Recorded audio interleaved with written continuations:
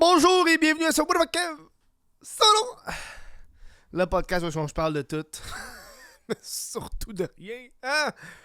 J'ai changé mes settings de caméra, j'étais en 24 frames par seconde, ça a l'air un peu... Je sais pas si je vais le garder, j'ai l'impression que ça va pas vite, en tout cas. Parce que quand je le mets en 30, je le mets en 4K 30 FPS, l'audio est décalé vers la fin du podcast. Je sais pas si tu remarques, mais ma voix est pas... Je comprends pas ce qui se passe. On dirait qu'il y a comme un bout parce que ça ralentit ou il y a comme un... Ça décale de genre une demi-seconde. En tout cas, je suis atroce. Hey! Si vous voulez... c'est pas cassé, il sort quand, là? Il sort lundi. Ce soir à Montréal. J'ai toujours pas internet, hein. Ce soir à Montréal, il me reste seulement 2 shows à ma soirée d'humour. Le vrai open mic. Venez-vous-en, c'est gratuit à Montréal. Station Charlevoix, c'est sur la ligne verte. Dans le coin de... c'est à Pointe-Saint-Charles, entre Verdun et Saint-Henri. Venez-vous-en, man, c'est fucking cool, il reste juste 2 shows. C'est un vrai open mic, c'est gratis. Tu peux venir, tu peux mettre ton nom pour jouer. C'est tout le temps de quoi de bizarre qui se passe. Là, cette semaine, il y a un gars qui est venu. Lundi passé, il y a un gars qui est venu. Puis il m'a donné ses pilules. Comme, mes pilules! Ben, garde-les! Puis là, il est parti. Je suis comme, hein? Puis après ça, il est revenu. Il va non, ma mère va pas être contente si je les donne. Il avait l'air d'avoir leur 88 ans, là. Ah, man. Voilà. Venez-vous-en, sinon, mercredi, le 7 décembre, une soirée à Saint-Jérôme, j'anime. C'est les soirées de l'humour à l'Artemis. Il y a juste 2 soirées à Saint-Jérôme. J'en suis une. Venez-vous-en, c'est une mensuelle. On va avoir Jeff Denomé, un petit peu d'humour un peu plus trash. Pour cette soirée d'humour-là, on a bien du fun. Venez-vous-en, les billets sont sur mon site web, dans la section stand-up. Aujourd'hui, j'ai envie de parler d'humour. Ça me tente. On parle d'humour. C'est un petit peu là-dedans que je me suis aligné dans les derniers temps. Le stand-up. Moi, quand j'étais petit, je voulais être humoriste. Puis là, maintenant, je suis dans comme le milieu de l'humour. C'est que j'ai ça. C'est pas un milieu qui est le fun. C'est pas un milieu qui est agréable. Tu veux être humoriste, mais tu veux pas être dans le milieu de l'humour. Je sais pas si tu comprends. Parce qu'il y a comme une hiérarchie de gens ou de gens qui se pensent meilleurs que les autres. En tout cas, tu sais, moi, à la base, je suis YouTuber, podcasteur. Ma vie se passe seul. Je suis mon propre patron. Je fais mes trucs. Je m'arrange. J'ai pas vraiment de collègues de travail. Tous mes collègues de travail YouTubers, c'est plus... Tu fais des collabs avec eux. C'est du donnant-donnant. Tu fais une vidéo avec, etc. Tu tags. C'est de l'entraide. Tu sais que tu vas chercher le public de l'un avec l'autre. En humour, c'est beaucoup rapace. C'est pas des situations agréables. C'est pas un milieu qui est le fun. Non, le milieu, il est beaucoup ces temps-ci très un peu brisé avec tout ce qui s'est passé avec Julien Lacroix puis tout ça, puis ça se sent dans le milieu, puis t'as tout le temps genre cette pensée dans le milieu que le monde sont tout le temps hey, le milieu de l'humour c'est tout des hosties de prédateurs. Il y a tout le temps ça qui se passe, man. Puis je suis comme yo, calmez-vous. First of all, c'est dans des bars là. Genre le stand-up c'est dans un bar. Puis y a rien de plus genre wrong dans la vie que les bars là. Il y a personne. Tu sais, je dis, demande à n'importe qui travaille dans un bar, là, qui est barmaid ou quelque chose. Là, les bars, c'est rough. Il y a du monde qui siffle la côte dans les toilettes. C'est olé comme situation. Fait que c'est sûr que là, quand tu fais comme le milieu de l'humour, c'est juste le milieu de l'humour dans les bars. Mais calme-toi, là. I mean, t'es dans un bar. Le monde se saoule, le monde fume des battes, le monde sont dans un bar un mardi soir. Là. Calme-toi, là, tu sais. Puis il y a comme cette pensée ces temps-ci que je vois avec le monde dans le milieu de l'humour. Les blagues sont très de gauche. C'est très de gauche le milieu de l'humour à Montréal. C'est très... tu peux pas faire de blagues sur tout ou sur rien. C'est plus touché. Quand t'oses faire des blagues, le monde est comme... Ouh! C'est comme Chris, le monde, on rit. Tu sais, j'ai l'impression que l'humour, elle a dépassé un peu l'aspect de gars, man. Moi, je suis sur scène, puis j'ai un public devant moi. Si mon public il rit, la blague est bonne. Des fois, j'ai l'impression que le monde sont comme « Ah, mais ce que tu as dit, c'était comme un peu wrong. » Ouais, mais Chris, le monde, on rit. C'est ce que je te dis. Le stand-up est beaucoup de gauche ces temps-ci. C'est beaucoup de de virtue signal, si tu veux, de montrer que t'es une bonne personne. En humour, c'est ah ouais, regarde-moi comment je suis une bonne personne. Je fais des choses. C'est beaucoup c'est beaucoup de blagues ces temps-ci sur les hommes blancs hétérosexuels. J'ai l'impression que c'est tout le temps ça le punch. Ah, les hommes blancs hétérosexuels. Je suis comme, ah, ok. J'ai l'impression que souvent c'est de l'humour très premier niveau. Là. Ces gens-là vont pas super loin. Quand c'est juste ça leur blague. J'ai l'impression qu'ils font ils sont comme dans leur mouvement incestueux. Pis c'est tout, genre. Pis je suis comme, ben c'est pas tant drôle là, si ton punch c'est comme le mansplaining là. Genre faut que t'aies un meilleur punch que ça là. Je dis pas que je suis fucking bon dans la vie, mais tu sais, je veux dire. Tu sais, en tout cas, c'est une affaire qui me fait capoter. Puis j'aime pas c'est très gossip le milieu de l'humour. C'est très, très gossip. Moi, je suis pas un gars qui aime le gossip dans la vie. Moi, ça me tape ses nerfs. C'est des gros gossips, des rumeurs, de trucs. Puis souvent, c'est comme des rumeurs qui dégénèrent. Tu sais, c'est comme, j'ai entendu quelqu'un. Puis souvent, vu que les humoristes, leur but, c'est d'être drôle, souvent, leur rumeur va prendre des tournures drôles. Fait que tu penses que c'est vrai. Tu sais, j'avais entendu un gars, je ne sais plus c'était qui, mais il y avait des humoristes qui me contaient qu'il y avait un autre humoriste plus connu qui fumait du crack. J'ai comme, de quoi ouais, un gars, il fume du crack. Ah, il fume du crack, what the fuck, je savais pas, man. Puis là, genre, 10 minutes plus tard dans la conversation, il fait comme, non, c'est pas vrai, il fume pas de crack, c'est une joke. Il sniffe de la coke, mais il en sniffe tellement, selon moi, il fume du crack. Mais moi, tout le long, je pensais qu'il fumait du crack pour de vrai, man. Genre, je comprends que c'est une blague, là, mais genre, ta blague, dude, si tu m'avais pas dit, moi, dans ma tête, il fumait du crack, là. Non, non, il juste qu'il prend beaucoup de coke. Mais là, ta gueule, esti. Prends pas les affaires de même. Tu sais? Puis là, en ce moment, je vois beaucoup de posts sur le milieu de l'humour est brisé. Le milieu de l'humour est pas brisé, là. Le milieu de l'humour a toujours été ça, là. Je veux dire, être un humoriste, c'est un artiste. Puis un artiste, ce que j'ai remarqué, c'est les bons artistes, c'est pas les personnes qui sont heureuses en vie, là, c'est les personnes qui sont très malheureuses. Qui ont des problèmes d'alcool, de drogue, etc. C'est comme les meilleurs artistes parce qu'ils ont comme ils ont comme du chagrin à vouloir exposer. Je trouve que c'est comme les meilleurs, là. Tu sais, je trouve que le milieu de l'humour, c'est comme un milieu qui c'est très le monde veut être meilleur que les autres. C'est beaucoup de clics aussi, le milieu de l'humour. Moi, c'est une affaire qui m'a fait capoter. C'est que c'est beaucoup de clics. Puis moi, quand je suis arrivé, je me suis dit, man, moi, j'ai pas envie de faire partie d'une clique ou d'un groupe d'amis. Je suis comme, ben, moi, je vais essayer de booker tout le monde dans mes soirées. J'ai pas envie d'avoir de parti pris. Mais rapidement, tu bookes du monde. Le monde, après ça, ils sont comme, je vais pas t'inviter à ma soirée. Puis ça devient comme des genres de c'est pas une règle écrite, mais c'est comme, tu sais, c'est comme apprécié. Je veux dire, mettons, moi, j'ai une soirée, j'anime une soirée, je l'organise. T'es sur ma soirée, tu fais un 5 minutes. Ben, tu sais, ça serait comme apprécié que tu me laisses faire un 5 minutes, ça la tienne. Je sais pas si tu comprends un peu. Tu sais, c'est comme, c'est un peu un échange. Parce que on sait tous les deux, c'est comment organiser une soirée. Tu sais, ça me fait plaisir de t'avoir sur la soirée. Moi, j'ai du monde que j'ai reçu sur mes soirées peut-être 2-3 fois. Puis jamais ils m'ont invité à leur soirée. Fait qu'évidemment, rendu là, j'ai fait, ben gars, va chier, là. Moi, je t'invite plus. Je t'invite plus. Qu'est-ce que je te dis, man? Je veux bien genre t'inviter, mais moi aussi j'ai envie de jouer ailleurs. Tu sais, oui, j'ai mon public, mais j'ai envie de jouer devant du monde que j'ai aucune qualité de tester des blagues, tu sais. Et c'est rapidement des clics, sans rendre compte en regardant le pacing de certaines soirées où est-ce que tu sais, il y a du monde qui reviennent à chaque mois, pis t'es comme, Chris, t'as 4 shows semaine, pourquoi cet humoriste-là il revient à chaque mois, là? Tu sais, je suis sûr que tu peux trouver d'autres personnes pour le booker, pis ça me fait un peu chier.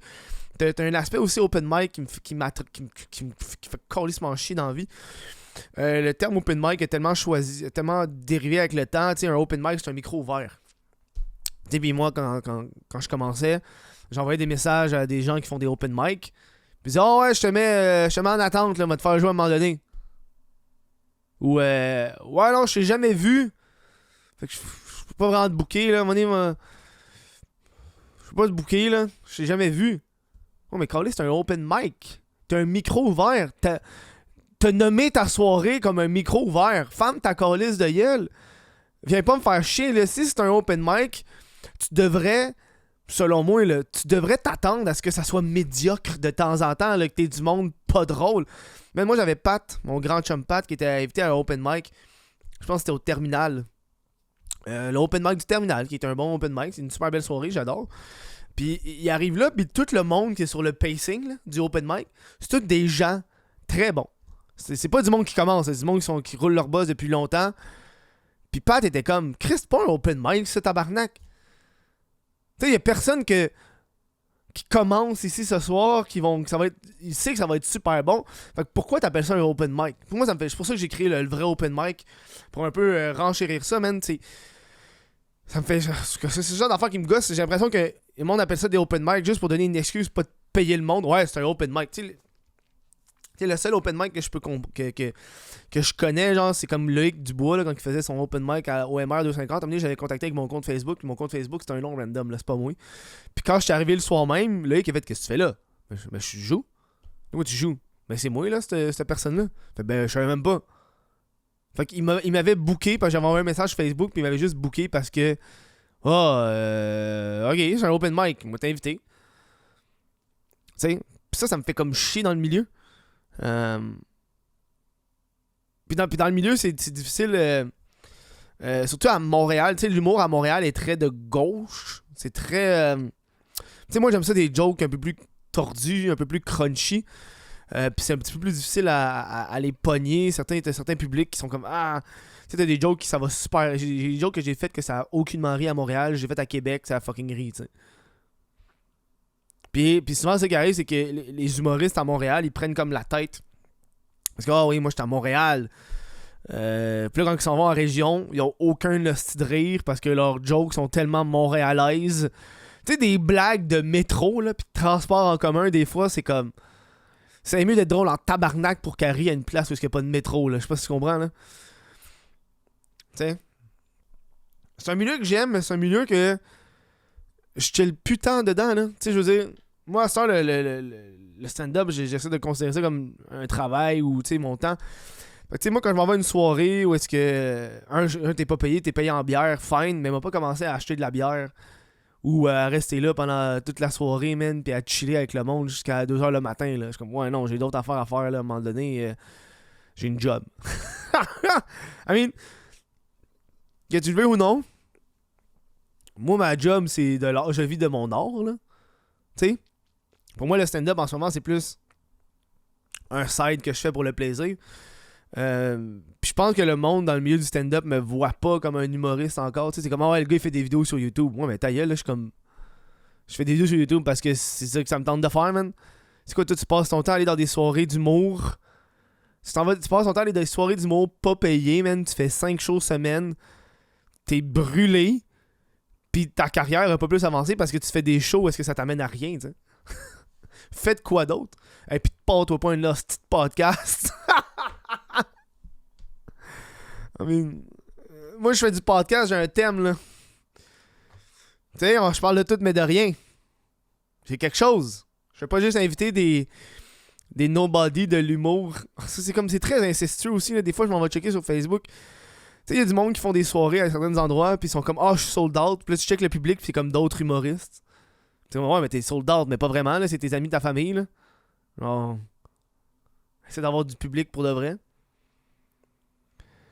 Des soirées d'humour que j'ai beaucoup de respect, qui sont pas très mon style. Tu sais, moi, j'ai beaucoup de respect pour comment t'appelles ça, le Snowflake Comedy Club, qui est une soirée d'humour très de gauche, très safe space. C'est pas mon style d'humour, pas en doute, là. J'irai pas là. J'ai checké des blagues, ça me fait pas rire. Mais j'aime le fait qu'ils ont un thème avec leur soirée d'humour. Ils ont pas juste fait, hey, moi je me pars une soirée d'humour, mon chum. C'est quoi la différence entre la mienne puis la tienne? Il y en a pas, câlisse, c'est moi la différence. Tu sais, ils ont un thème, ils ont quelque chose d'unique. Puis ça, pour moi, ça, je trouve que c'est génial. Toujours aimé ça, tu sais, comme là, t'as la soirée des personnages avec Alex Lévesque. Ça, j'aime ça. Ça fait comme des grosses variations de la soirée d'humour.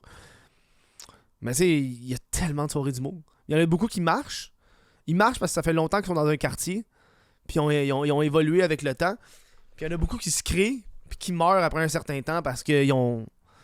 I mean, pourquoi j'irais voir genre le open mic de je sais pas trop quoi quand je peux aller voir le show bordel, tu sais? C'est un peu ça, moi, qui me fait capoter. Puis je trouve que l'humour, surtout au Québec, la vision que le monde a avec l'humour, c'est très une dimension, là. C'est que t'es un humoriste, tu fais des shows, tu passes à la radio. Tu vas à la radio, tu fais des petites chroniques radio, peut-être que tu passes à la TV, c'est tout.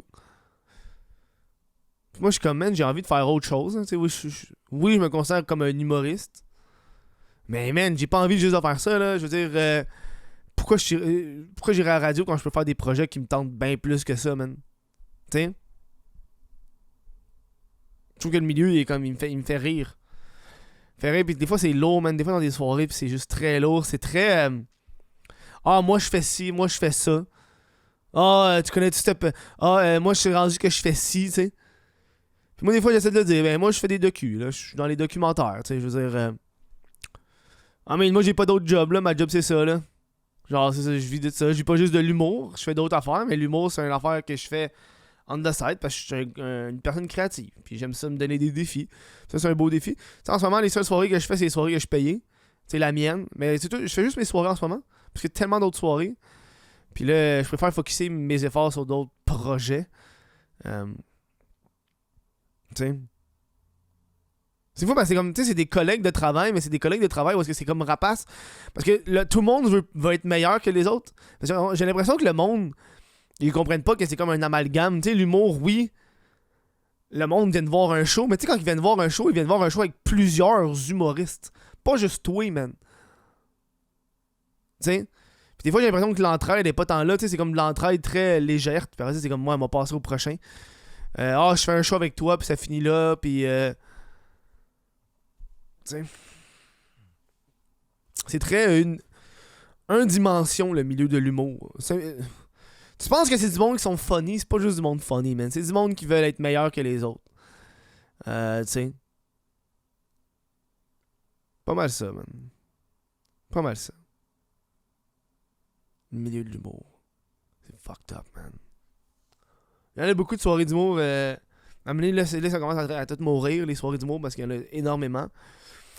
Puis je comprends pas pourquoi il y a autant de soirées d'humour. Puis très peu de diversité de la part des humoristes. Des fois, moi, je regarde le pacing de certaines soirées. Tu sais, tantôt, je parlais des clics. C'est souvent ça, là, c'est le monde vont juste faire jouer leur ami tout le temps. Puis toi, t'es comme, ben, Chris, je comprends que c'est ton ami, là, mais à un moment donné, man, fais jouer d'autres mondes. Je veux dire, il y a tellement de gens qui sont dans le milieu de l'humour. T'es supposé animer une soirée d'humour. Pas animer un party de bureau avec tes amis, là. T'sais? Moi, c'est ça qui me tape ses nerfs des fois un peu. C'est peut-être je pense que c'est juste ma façon de penser. Moi, quand j'ai fait le podcast, tu sais, quand j'ai commencé mon crise de podcast à l'époque, moi, je m'étais tout le temps dit, je vais pas réinviter des invités. Puis si je réinvite des invités, ils vont amener d'autres. Ça va être en double. Puis il y aura d'autres personnes avec eux. Fait que j'ai comme toujours eu cette mentalité-là de, hey man, je vais booker du monde, mais je veux pas booker la même personne d'affilée plusieurs fois. Fait que moi j'ai de la misère à comprendre le monde qui font ça. Puis je pense que le booking c'est l'affaire que le monde aille le plus faire dans n'importe quelle soirée d'humour. Ben du monde qui arrête de faire des soirées d'humour à cause qu'il y ait le booking. Je comprends, man, je suis pareil. Hey, l'humour, hein, c'est funny. Non, c'est très seul par contre. Tu parles avec du monde, tu rencontres des gens, tu prends des bières avec eux, tu apprends à les connaître, merci, bonsoir. Petit podcast sur le milieu de l'humour. Je pensais à ça en m'en venant. C'est plus parce que, tu sais, j'ai fait de la différence entre YouTube puis, tu sais, entre les réseaux sociaux puis... Parce que les réseaux sociaux, tu peux juste... C'est ça qui me fait chier, man. C'est pas tant qui me fait chier, mais tu sais, YouTube, etc. Moi, j'ai fait YouTube sans... Tu sais, tu fais ça tout seul, là, t'as pas besoin de gens. Fait que j'ai tellement été longtemps à travailler seul que, que j'ai de la misère à aller dans un milieu où est-ce qu'il y a comme... Ouais, faut que tu parles à du monde, puis faut que tu sois sympathique, man. Puis calisse que je suis pas sympathique, moi, dans la vie, là. Pat, il me connaît, là. Pat, c'est un grand chum à moi, là. Pat Savard, man. Puis il dit, Kev, t'es pas sympathique, man. T'es pas sympathique, là. Puis non, je suis pas sympathique. J'ai l'impression que j'ai pas envie d'être ami avec toi, et par ça, tu penses que je suis ami avec toi pour avoir des spots de soirée d'humour. Chris, c'est... Je suis pas un gars sympathique dans la vie, j'aime ça être dans mes affaires. Moi, je suis chez nous, je joue aux jeux vidéo quand j'ai rien à faire. Je suis introverti. J'essaie ça de parler au monde pour essayer de parler au monde.